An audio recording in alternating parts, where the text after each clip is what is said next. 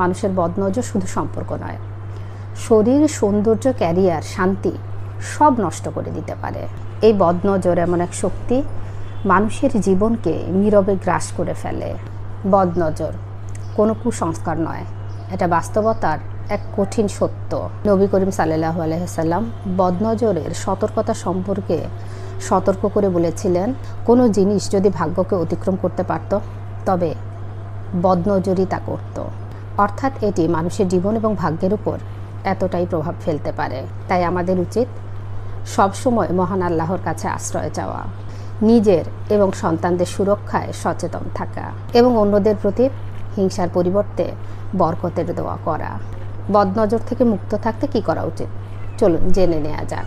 নবী করিম সাল্লাল্লাহু আলাইহি ওয়াসাল্লাম তার উম্মতকে বদনজর সম্পর্কে সতর্ক করেছেন একটি সত্য ঘটনার মাধ্যমে এবং বদনজর থেকে বাঁচার জন্য আল্লাহর কাছে আশ্রয় চাইতে বলেছেন। আয়েশা রাদিয়াল্লাহু তাআলা আনহু থেকে বর্ণিত, রাসূল সাল্লাল্লাহু আলাইহি ওয়াসাল্লাম বলেছেন, তোমরা আল্লাহর কাছে আশ্রয় প্রার্থনা করো, কেননা বদনজর সত্য এবং বাস্তব ব্যাপার। বদনজরের ফলে মানুষের জীবন বিপর্যস্ত হতে পারে। একদিন সাহাবী আমির ইবনে রাদিয়া ইবনে হুনাইফকে দেখে মুগ্ধ হয়ে প্রশংসা করেন, কিন্তু সঙ্গে সঙ্গে সাহুল অসুস্থ হয়ে পড়েন। খবর পেয়ে রাসূল সাল্লাল্লাহু আলাইহি ওয়াসাল্লাম রাগান্বিত হয়ে বললেন, তোমরা কেন নিজেদের ভাইদেরকে হত্যা করছো?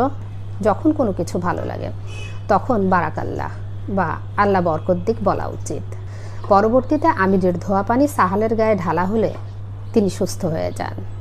মানুষের চোখ লাগা বা কুদৃষ্টি এবং এর ফলে মানুষের চোখ লাগার ফলে অন্য মানুষ বা জন্তু জানোয়ারের ক্ষতি হওয়া সত্য, এটা মূর্খতা সুলভ কুসংস্কার নয়।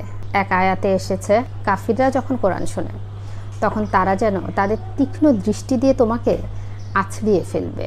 বদনজরে আক্রান্ত ছোট বাচ্চাদের বেশ কিছু লক্ষণ ফুটে ওঠে, যেমন শিশুরা মায়ের বুকের দুধ বা খাবার খেতে না চাওয়া, অনর্থক ভয় পাওয়া, অস্বাভাবিক কান্নাকাটি করা ইত্যাদি।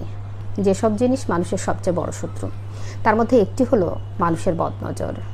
নজর অর্থ দৃষ্টি, বদনজর অর্থ হচ্ছে কুদৃষ্টি বা মন্দ চাহনি। হিংসার নিকৃষ্ট স্বভাব মিশ্রিত বিষাক্ত দৃষ্টিপাতের প্রভাবে কোনো ব্যক্তি বা বস্তুর মধ্যে যে ক্ষতি দেখা যায় তাকে বদনজর বলা হয়। বদনজর সত্যি মানুষের জীবনে নেতিবাচক প্রভাব ফেলে, কিন্তু কিভাবে এই বদনজর থেকে বাঁচা যায়? প্রথমত, আল্লাহ তাআলার কাছে আশ্রয় প্রার্থনা করা। বদনজর থেকে বাঁচতে কোরআনের সূরা ফালাক এবং সূরা নাস নিয়মিত পড়া উচিত। নিজের ভালো কিছু গোপন রাখা বা ব্যক্তিগত সুখ অর্জন এবং সম্পদের ব্যাপারে অতিরিক্ত প্রদর্শন করা উচিত নয়। অন্যের প্রতি হিংসা না করা, অন্যের সুখ সাফল্যে ঈর্ষা না করে তার জন্য বরকতের দোয়া করা উচিত। বদনজর লেগে গেলে কি করা উচিত? বদনজর লেগে গেলে বারাকাল্লাহ বলা এবং ওই ব্যক্তির জন্য বিশেষ দোয়া করা উচিত। বদনজরের প্রভাব সবচেয়ে বেশি পড়ে ছোট বাচ্চাদের ওপর। এ থেকে মুক্তি পেতে রাসূল সাল্লাল্লাহু আলাইহি ওয়াসাল্লাম রুকাইয়া বা কোরআনি চিকিৎসা করতে আদেশ দিয়েছেন। ফলে এটি সুস্থতার নিয়ামত লাভ ও নিরাপদ স্বাচ্ছন্দ্যে জীবনযাপনে সহায়ক হয়।